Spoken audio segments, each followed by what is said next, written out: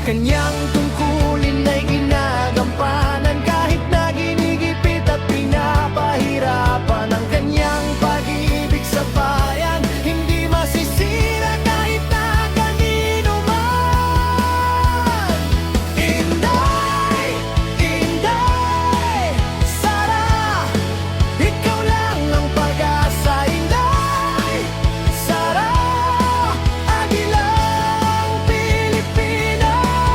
Lumabang ka para sa bayan, babaeng may paninindigan. Sara Duterte, hindi ka namin iiwan.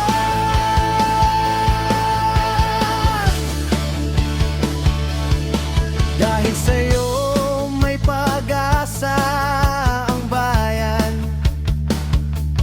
kahit na ika'y pinapahirapan ng mga trapong senador at congressman. Hindi ka umatras, hinarap mo ang laban. Ikaw ang inspirasyon namin mga Pilipino. Huwag kang mag-alala, lahat kami kakampi mo.